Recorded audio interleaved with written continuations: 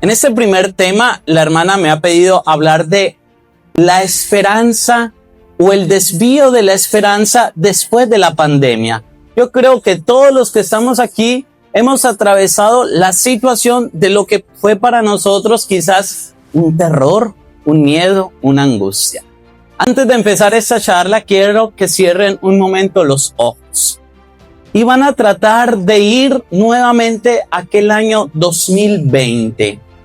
Traten de ir al año 2020 cuando en un momento, en aquel mes de marzo, abril, empezaron a cerrar colegios, escuelas, iglesias, cuando todas las calles se empezaron a ver en soledad, cuando la pandemia empieza a enfermar los cuerpos, cuando nos sentimos perdidos, cuando nos sentimos desesperanzados. Pensemos también en lo frágiles que somos.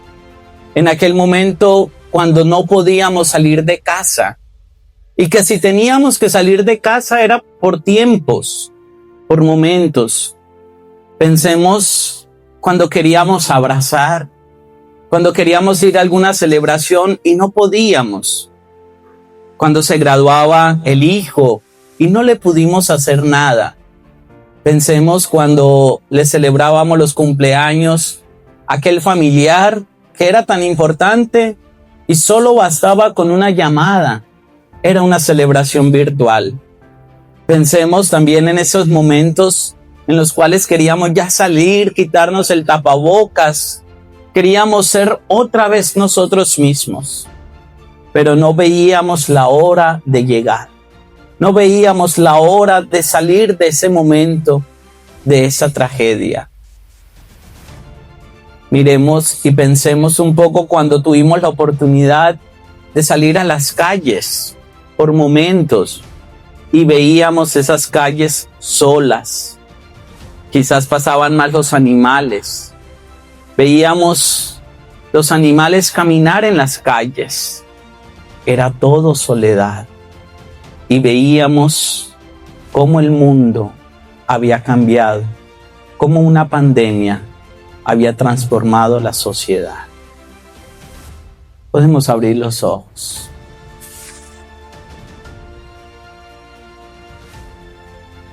Quizás ahora recordar la pandemia nos hace ver otra figura, otra esfera, otra realidad de nuestra vida.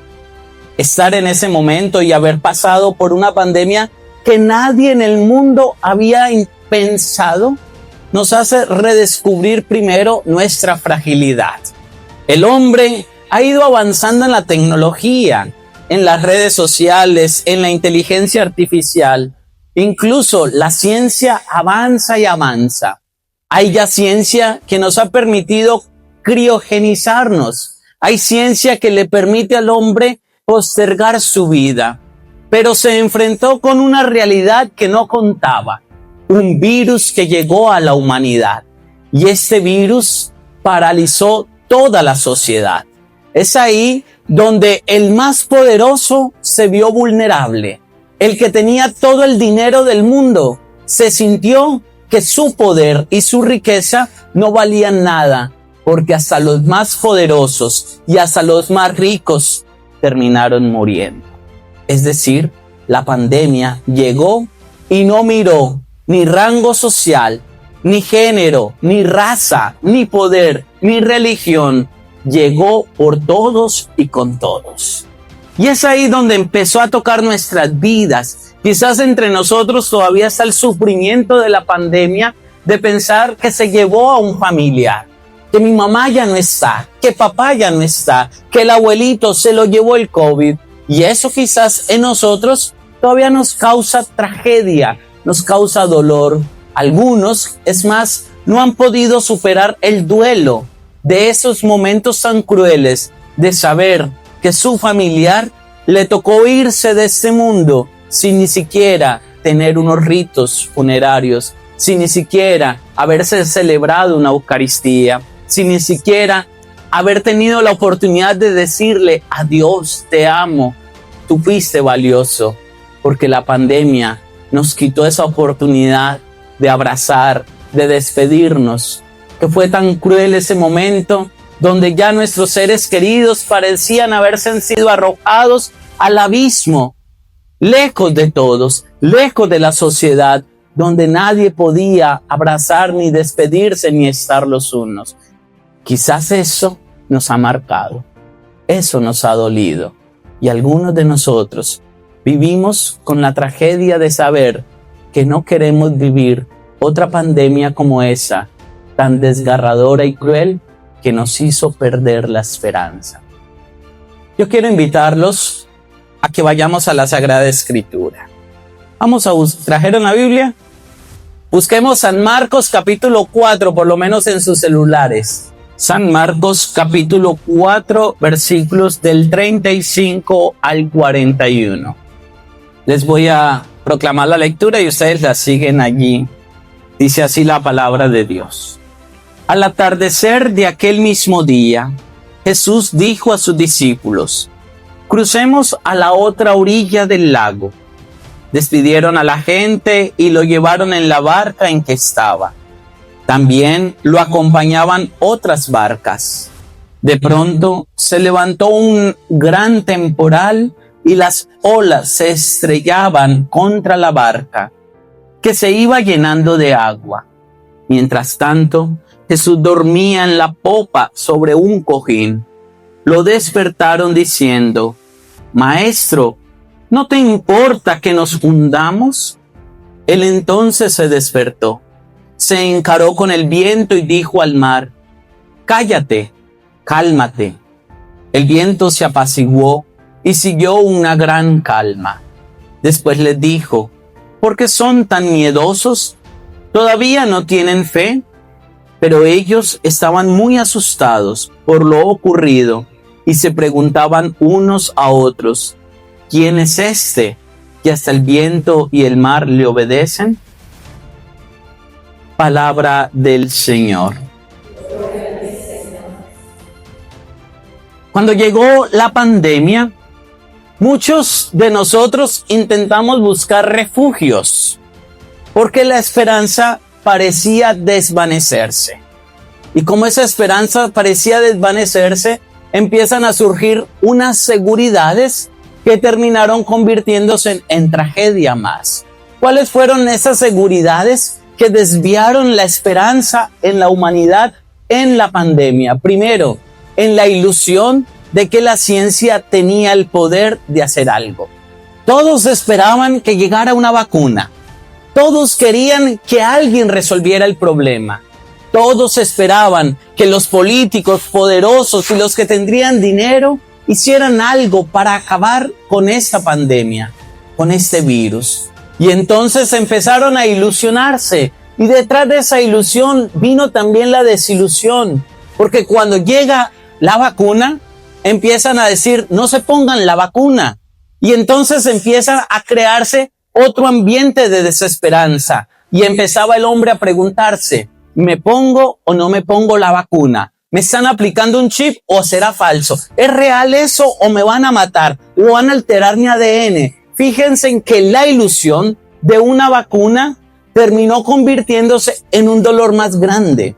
Porque personas, por miedo a una vacuna, no se vacunaron y terminaron muriendo peor. Hay personas que tenían tanto miedo de una vacuna que no sabían si tendrían que hacerla o no hacerla. Y en el peor de los casos, le van diciendo a la humanidad: póngasela. Y a los 15 días resultaban diciéndole: tiene que volvérsela a poner. Y después una tercera vez, y así nos iban llevando. Pero realmente, ¿quién estaba seguro de que una vacuna a uno lo iba a proteger? ¿Quién nos podría dar la seguridad cuando nos aplicamos por primera vez una vacuna que esa vacuna nos iba a salvar? Sin embargo, estuvo la ilusión. Y esa ilusión de saber que alguien en la ciencia pudiera llevar a la solución, pudiera llenarnos de esperanza nuevamente. Pero esta es la hora y la ciencia no lo ha salvado todo. La ciencia es la ilusión de aquel que ha perdido la esperanza. Porque como la esperanza se perdió frente a una pandemia que nos veía en un abismo y no teníamos salida, pensábamos que la luz que la ciencia nos podía dar sobre ella podría resolverlo todo. Pero hasta hoy, en este año, la ciencia no nos ha salvado de todos los virus. Porque aquel que pone su esperanza en la ilusión de la ciencia termina atrapado en el fondo de la desesperanza. Porque si ustedes se preguntan y resuelven esto, la ciencia en sí misma no nos da soluciones. Les voy a decir algo, la ciencia nos da más problemas. ¿Y por qué nos da más problemas? Porque mientras unos dicen una cosa, los otros atacan lo que dice el otro científico para poner su propia teoría. ¿Qué pasó con las diferentes vacunas? ¿Qué pasó con las diferentes vacunas? Unos decían, esta sí es buena, cuídese que esta es mala. Y empezaron a atacarse y la gente, con la esperanza de que podría salvarse, no solo empezaron a pensar en la vacuna, sino la pregunta era, ¿cuál me pongo? Y eso creó otro problema, otro desvío de la esperanza. Yo tenía la ilusión de que una vacuna me podía salvar, pero resulta que otros llegan a afirmar que esa vacuna estaba matando más personas que la pandemia y que otras naciones no estaban permitiendo que esta vacuna fuera puesta y que si usted se la puso tenía que ponerse la otra porque esa no valía. ¿Qué esperanza le daba a la humanidad una vacuna? ¿Qué esperanza le daba a la humanidad la misma ciencia y a su vez se atacaban entre ellas queriendo imponer su propia ciencia? La ciencia no nos da soluciones, la ciencia nos da más problemas. Y aquel que se afana en que la ciencia le resuelve todo, termina ahogado en un pozo sin salida, porque hasta los científicos se han equivocado. Yo les digo algo, hijos, la ciencia es buena, pero no es superior a la esperanza. La ciencia nos ayuda a encontrar respuestas, pero no nos da la respuesta misma. Témanle cuando un científico habla. Uno no puede creerle a la ciencia del todo, porque cuando un científico habla, está hablando desde su teoría, está diciendo algo desde lo que él ha estudiado, pero eso no es palabra de Dios, porque otro científico le va a rebatir y le puede encontrar otro escenario y le puede decir, eso que usted propuso, eso que usted investigó, no se puede, es incompatible, es irreal. Y es lo que pasó con buscar respuestas a curar el COVID-19.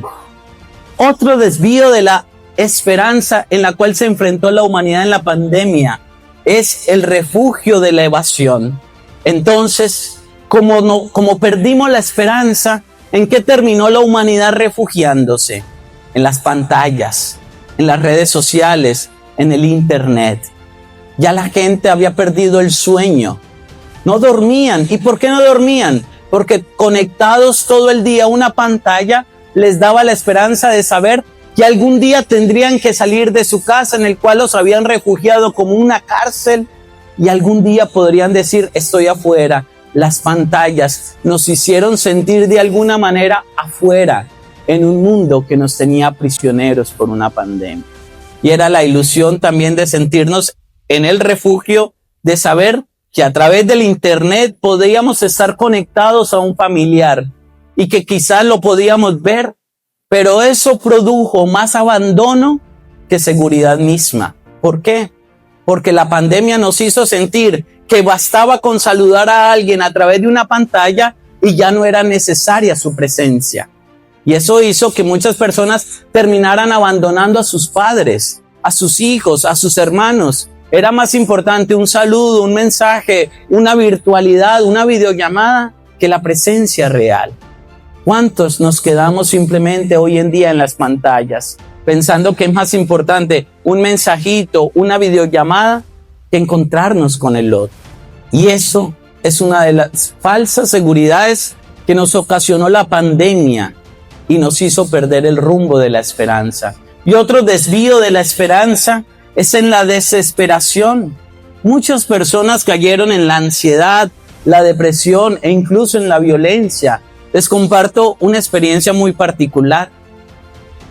Yo crecí mucho exponencialmente en las redes sociales, precisamente en la pandemia. Antes de la pandemia, ya venía siendo contenido, pero la pandemia me provocó un impulso muy grande, y a su vez ese impulso, ¿qué hice?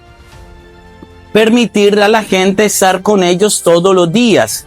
En las noches rezaba el rosario, les daba charlas, hablaba con las personas, rezaba con muchas personas de todas partes, de México, de aquí, de Centroamérica y de América, y eso les hizo sentirse a ellos de alguna manera conectados espiritualmente, porque sentían que su espiritualidad también se desvanecía.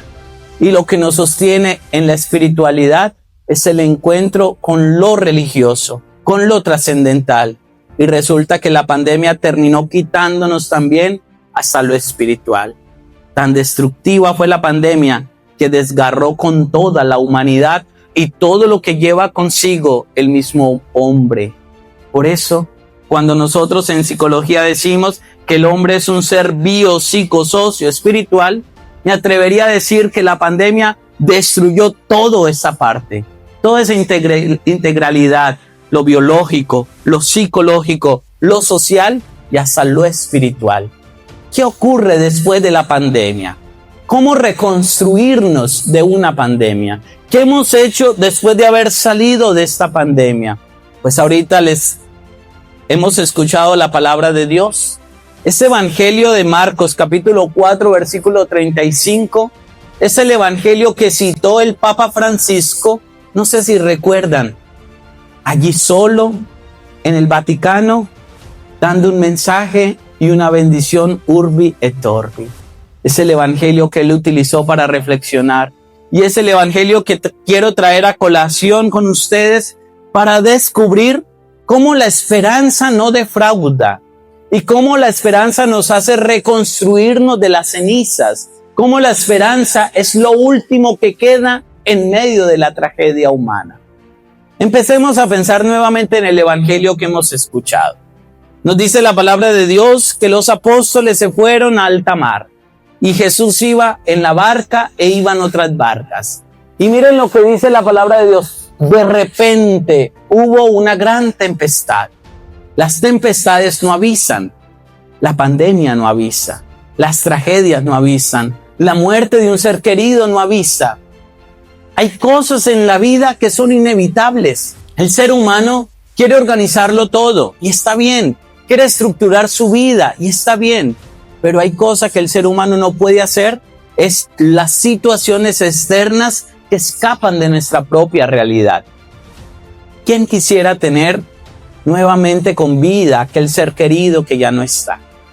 ¿Quién quisiera volverle a hablar a alguien y abrazar a esa persona que está lejos hoy en día? ¿Quién quisiera reconstruir lo que ha perdido? ¿Quién quisiera volver a tener un trabajo que perdió? ¿Quién quisiera volver a un lugar donde siempre fue feliz? Y quizás esos momentos son ineludibles, llegan como una tempestad. Todos en la vida quisiéramos tener el control de nosotros mismos. Llega la enfermedad, llega la violencia, llegan las tragedias. ¿Quién puede tener el control de una tragedia? ¿Quién puede tener el control de la enfermedad? ¿Quién puede tener el control de una pandemia? ¿Quién puede tener el control de la vida sobre un ser querido? Nadie. No lo podemos tener. Las tragedias llegan de repente, como le pasó a los apóstoles en un momento dado. Ellos no se dieron cuenta.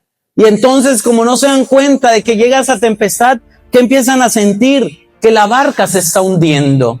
Y a muchos de nosotros hemos experimentado que esa barca se hunde. ¿Cuántas veces hemos experimentado que la esperanza se ha ido? Que ya no tiene sentido vivir. Que para qué seguir luchando si mi hijo se murió. Que para qué seguir luchando si ya no tengo a mamá a quien abrazar. Que para qué seguir luchando si ya no estoy en mi tierra. Que para qué seguir luchando si mi familia se ha destruido. El agua se me ha entrado, Señor, y he perdido la esperanza. Es la tragedia del hombre, sentir que el agua llega a nuestra barca, que nos podemos estar sintiendo seguros, porque tenemos trabajo, porque tenemos dinero, porque estamos en Estados Unidos. Quizás eso nos pueda hacer sentir seguros, pero las tragedias son inevitables. Son inevitables. Y solo nos damos cuenta que estamos inmersos en una tragedia cuando el agua empieza a subirse. Y cuando el agua se sube, es ahí donde nos preguntamos, Dios, ¿dónde estás? ¿Por qué me has abandonado? ¿Qué te has hecho, Señor? ¿Por qué te has hecho sordo a mis súplicas? ¿Por qué te has hecho sordo cuando le pedí por mamá que no muriera? ¿Por qué te has hecho sordo, Señor, cuando le pedí por mis hijos y los desviaste? ¿Por qué te has hecho sordo, Señor, frente a esa situación que ha marcado mi vida, a una violación, a un abandono, a un desamparo? ¿Dónde estás, Señor? Y como le preguntamos a Dios, ¿dónde estás? Es donde llega el vacío y el sentir que Dios no nos escucha. Y como sentimos que Él no nos escucha y que nadie nos escucha, por tanto siento que mi vida no tiene sentido vivirla. Y es ahí lo mismo que le sucede a los apóstoles. Cuando ellos se sienten que el agua les sube en la barca, se dan cuenta de un detalle. ¿Y cuál es ese detalle? ¿Dónde está Jesús? ¿Dónde está Jesús? Durmiendo. Mientras ellos están angustiados, Él duerme en la barca. Él duerme allí en la popa, tranquilamente. Es la misma escena que nosotros vivimos constantemente. Mientras nos estamos ahogando en el sufrimiento, mientras nos estamos ahogando en la ansiedad, en la depresión, en la tristeza, ¿dónde estás, Señor? ¿Qué te has hecho? ¿Por qué duermes en la popa, Señor, mientras yo me muero? ¿Por qué duermes, Señor, en la popa mientras el mundo se está quebrando en una pandemia? ¿Por qué duermes, Señor, mientras mis hijos, mi familiar no está presente? ¿Por qué duermes, Señor? Y es ahí donde los discípulos levantan a Jesús con la pregunta del niño, de un niño que cuestiona, de un niño dolido, de un niño que está sufriendo. Cuando el niño quiere encontrar una respuesta, le dice a papá, ¿no te importa, papá, verme sufrir? ¿No te importa, papá, verme herido? ¿No te importa, papá, verme con mis lágrimas? ¿No te importa, papá, ver que ha pasado una pandemia? Es la misma pregunta que le hacen los apóstoles al Señor. Fíjense cómo le preguntan, cómo cuestionan a Jesús que está durmiendo. Vuelvan a la Sagrada Escritura. Esta forma en la cual los discípulos le dicen al Maestro es la pregunta existencial, es la cuestión existencial del hombre que ha perdido la esperanza.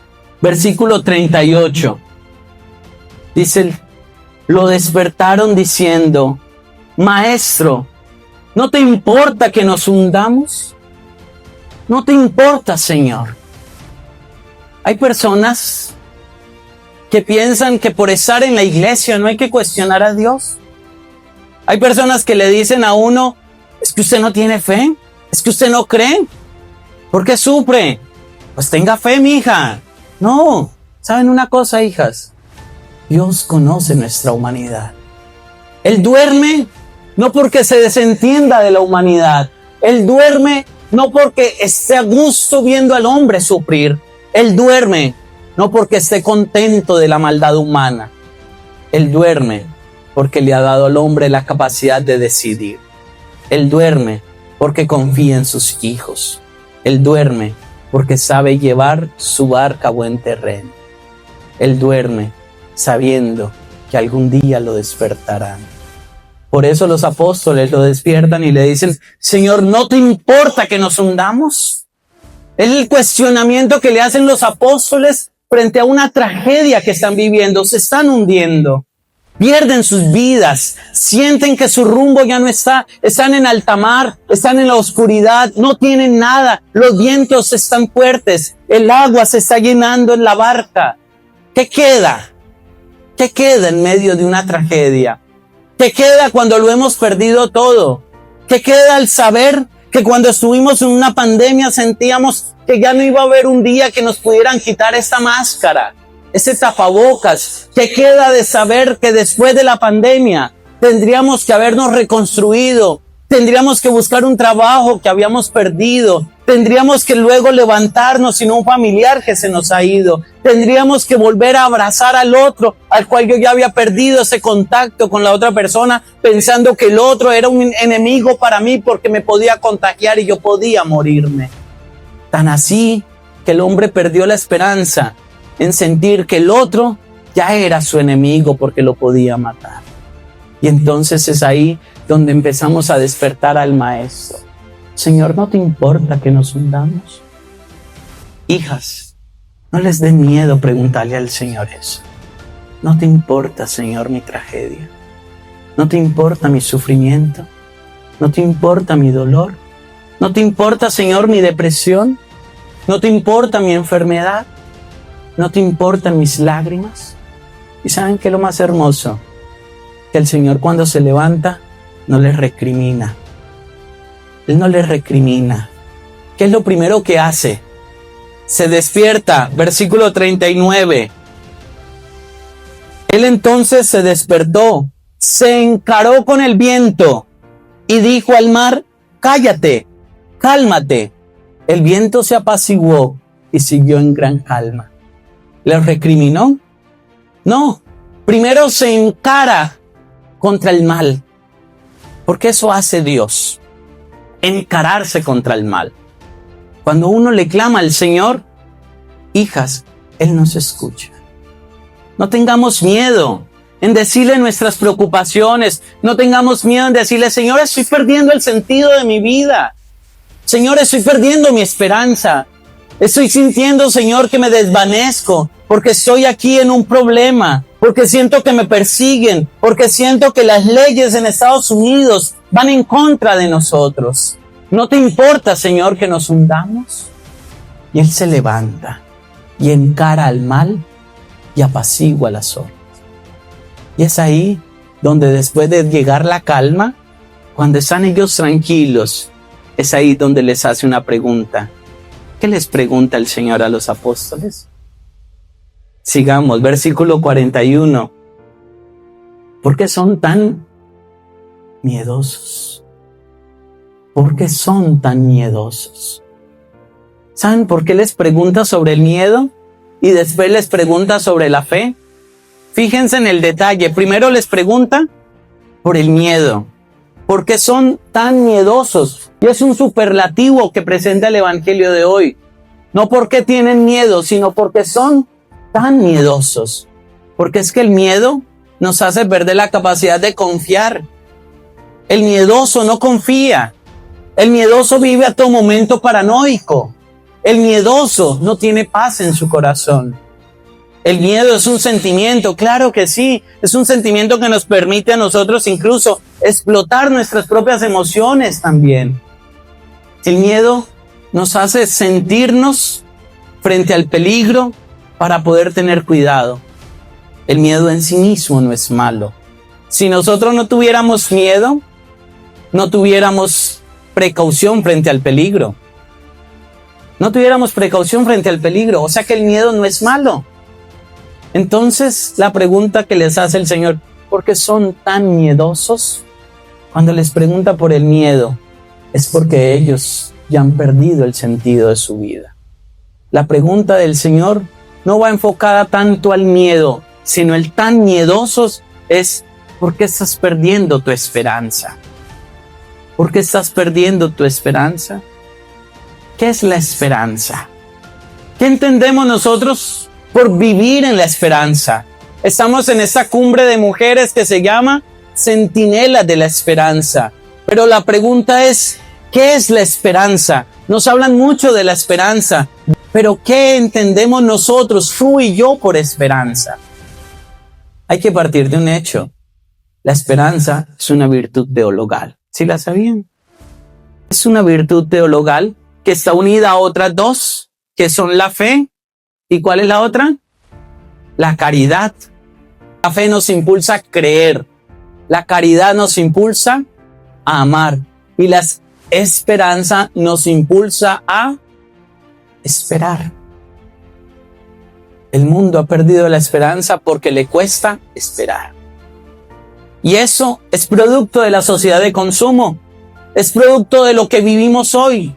No vivimos en esperanza porque nos cuesta esperar. ¿Y por qué nos cuesta esperar? Fíjense, el hombre ya no quiere esperar. Los muchachos les cuesta esperar. Si usted le dice a un joven, mira, hay que hacer la fila acá y hay que esperar media hora el turno que aparezca, eso es una tragedia. Es una tragedia, nos cuesta esperar. ¿Y por qué nos cuesta esperar? Porque nos han hecho creer que hoy la vida debe ser fugaz, rápida, instantánea. Es más, antiguamente, y pareciera ser muy antiguo, pero sí, ya es muy antiguo. Porque hoy, ni para hacer comida, tenemos que esperar. Antes pudiera decir, yo para hacer una taza de café con un sabor auténtico, ¿qué tengo que hacer? Moler el café, ¿qué más?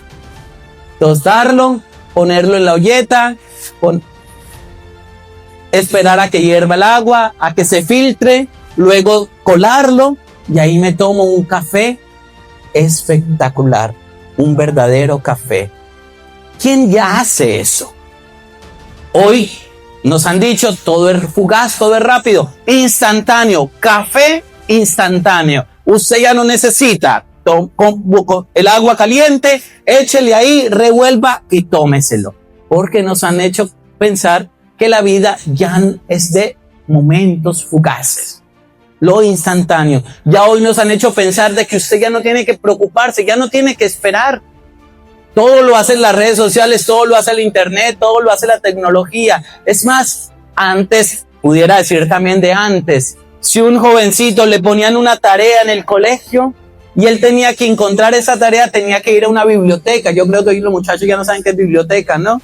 Y ahí en la biblioteca tenía que buscar y preguntarle a la bibliotecaria qué libro le podría servir para encontrar esa pregunta que le están haciendo en su tarea. Y luego el joven tiene que ir a donde dice tomos de filosofía, psicología, religión, matemáticas, español, inglés, en fin. Y allí tenía que encontrar el librito, sacarlo, empezar a leer y buscar si ese libro le servía. Y si no le servía, tengo que ahora buscar otro libro porque ese libro no me resuelve lo que me está preguntando. Y ahí sí se la pasaba uno toda una mañana estudiando, encontrando algo en la biblioteca que le ayudara a responder la tarea. Pero como todo es fugaz, ChatGPT. ¿Cuánto es 2 más 2? ChatGPT, 4. Listo, ya lo tengo, 4. En un instante, la tecnología ya me hace la tarea. ¿Y saben qué es lo peor? Que los muchachos pierden los años. Aunque todo se ha vuelto tan fugaz, ni siquiera eso les da esperanza de vida. ¿Qué es lo que le daba a uno la esperanza? Esperar. Y cuando uno encontraba la tarea en la biblioteca, ustedes y yo que ya somos de la vieja guardia, ¿no? Cuando uno encontraba la tarea en la biblioteca, uno ya se iba contento para la casa, feliz. Ya hice la tarea, ya sé en qué libro está, ya leí, ya encontré el tomo, ya leí el capítulo y puedo llegar a la clase hablando de eso. ¿En qué libro lo encontré? Y eso le daba a uno ¿qué? Después de que encontraba la tarea, después de leer, buscar 3 libros, ¿qué hacía uno? Uno se sentía feliz, ¿sí o no? Cuando uno se tomaba el café, después de colarlo, después de triturarlo, después de hacer todo ese proceso, uno se lo toma más a gusto. Huele a café. Pero hoy no. Ni siquiera pasa con la leche. Hoy ya la gente no quiere tomar leche y no toman leche real. Tan fugaz somos que ya la leche nos la venden sin leche. ¿Qué es una leche deslactosada? ¿Qué es una leche deslactosada? Sin leche. Es agua blanca ahí. ¿Qué es un café descafeinado? No es café. Porque el hombre le han hecho perder la esencia. Y esa esencia es lo que le ha hecho sentirse más depresivo, angustiado y triste. Y la desesperanza viene de no esperar. De no esperar. Yo, por ejemplo, eso sí me toca a mí porque yo no sé de cocina, ¿no? A mí me toca hacer un almuerzo. Si yo viviera en la época de antes, téngalo por seguro que eso sí me hubiese tocado aprender. Pero gracias a Dios, hoy sí le doy gracias a Dios de que existe una máquina que se llama Air Fryer. ¿La conocen? Ahí pongo todo y ella me la hace solito, ¿no? Ahí sí bendigo esa maquinita porque de comida no sé, mamá no me enseñó a cocinar, ¿no? así es como me salvo yo. Pero incluso, ¿qué hace la diferencia entre cocinar entre un air fryer y en el fogón? Muchísima. La diferencia es que aquí tengo que esperar, tengo que estar pendiente porque se me puede quemar el pollo en la paila, ¿no? Tengo que esperar a que esté. Y tengo que, cuando sienta el olor que llegó en la cocina, uy, ya está casi el pollo, ya está casi la carne, ¿no? Pero la air fryer no. 20 minutos, 30 minutos, 360 grados y esa me la saca en un instante, pero no me doy cuenta, no tengo que esperar. Lo bonito de la vida es la esperanza. Lo bonito de la vida es esperar. Si hoy la ciencia pudiera sacar a un niño después de un día de haberse gestado, eso sería fenomenal. Hasta eso quieren hacer. ¿Y sabe cómo lo quieren hacer? Ya lo están haciendo de por sí. Se llama la gestación in vitro, que lo hacen fuera del vientre, del útero, ¿no? Lo hacen fuera del útero. Ya no quieren esperar. Porque ¿qué es lo que hace que una madre ame a su hijo más de lo que lo ama? Que lo tuvo 9 meses en el vientre. Eso se llama esperar pacientemente. Mamá, tú lo quieres ver, espere que le nazca y ahí verá que lo quisiera volver a meter a la barriga, ¿no? Pero hace 9 meses le hace a uno tener esa seguridad de amar más porque lo esperó. Y la esperanza nos hace desear. ¿Por qué la iglesia le pide a los matrimonios que vivan en castidad hasta el matrimonio? Eso no es porque la iglesia sea retrógrada. Tiene un sentido mismo. Y es el sentido de la espera. Porque la espera me lleva a desear. Y el deseo me lleva a amar más. Pero hoy las parejitas jóvenes se conocen y al otro día ya se conocen todo el alma, ¿no? No esperan. No están esperando. Somos la generación fugaz e instantánea de la vida que nos ha hecho perder el sentido de la esperanza. Todas estas cosas nos hace perder lo de nosotros mismos y no controlarnos. Nos decía San Agustín, estos días que celebrábamos a San Agustín, dice que la esperanza tiene 2 hijas. Esas 2 hijas se llaman la indignación y el coraje. La indignación y el coraje. La indignación por cómo están las cosas y el coraje para cambiarlas. Fíjense en que en la pandemia todos nos sentimos como esas 2 hijas, según San Agustín. Nos sentimos con la indignación. ¿Por qué pasó esto? No puedo resistir esto. ¿Por qué me tienen encerrado? ¿Por qué una pandemia? ¿Por qué esos chinos se comieron el murciélago? La indignación por todo. La indignación, indignada la humanidad por la pandemia. Pero ¿cuántos se atrevieron a vivir en el coraje? ¿Qué puedo hacer? Fíjense, nosotros cuando estamos en una tragedia, el problema en sí misma no es la tragedia, sino es el tener el coraje para cambiar la tragedia, para darle significado a la tragedia, para transformar el dolor que me ocasiona la tragedia. Y eso es lo que me produce la esperanza.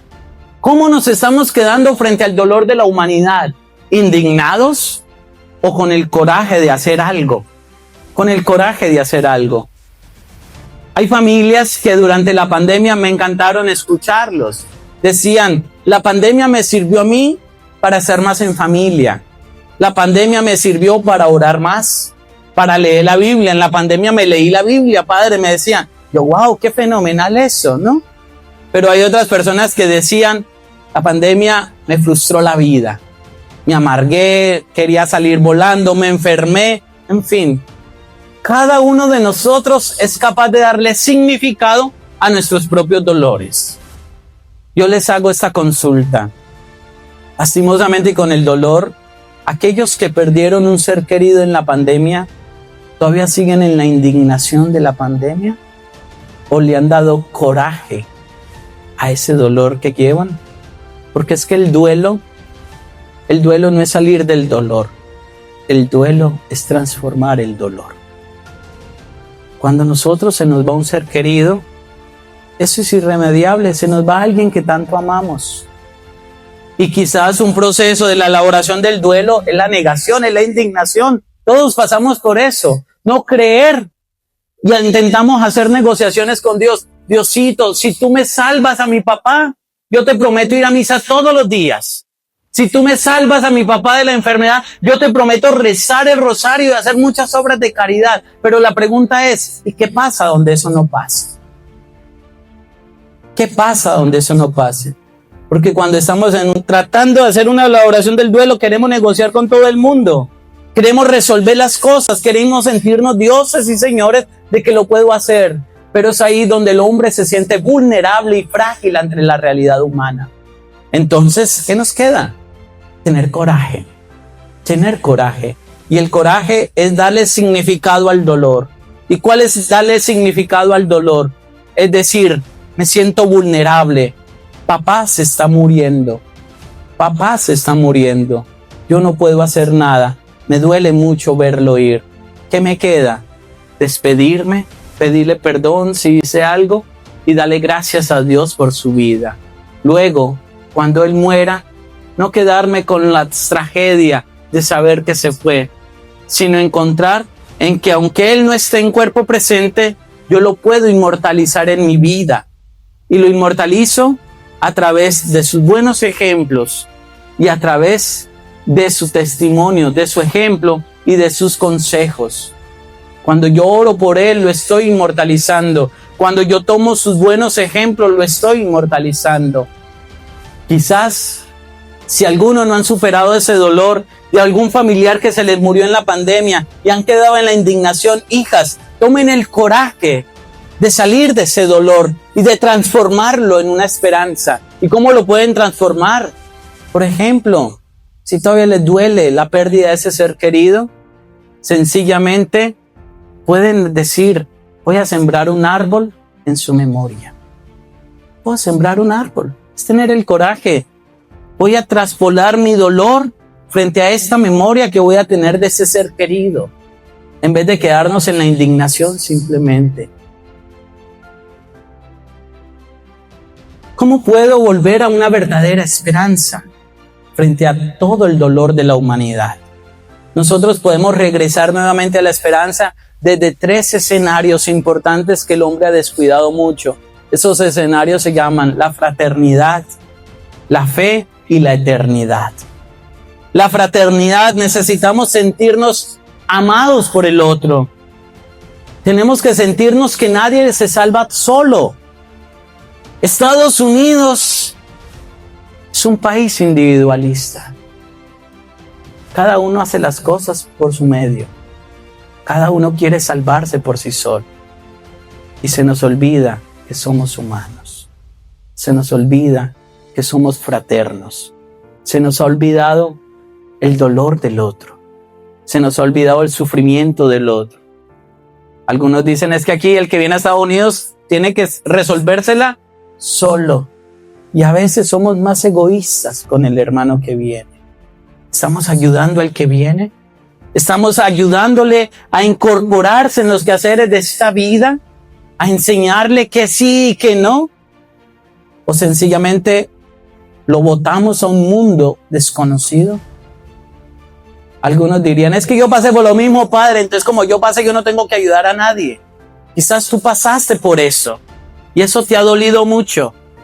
Pero tenga el coraje de no sentirse ya indignado, sino de decir, si yo pasé por esto, yo tengo el coraje de no permitir que otros vivan esta desesperanza. Y con eso le estoy dando esperanza a un dolor que tuve antiguamente.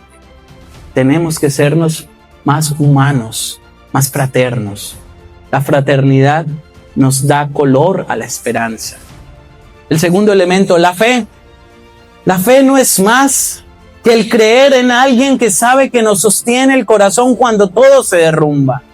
Ese que duerme en la popa tuvo el coraje de despertar y de apaciguar el mar. Cuando yo me sienta fracasado, refugiémonos en el Señor.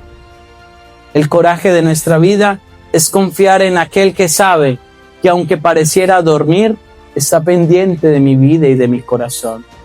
Cuando sabe que todo se derrumba en mi vida, Él puede hacer lo que está fuera de mi alcance.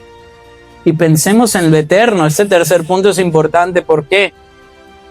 Porque Martin Heidegger nos ha creado un concepto que ha destruido la esperanza de la humanidad. Dice Martin Heidegger que somos seres para la muerte y nosotros no somos seres para la muerte. Somos seres para la eternidad.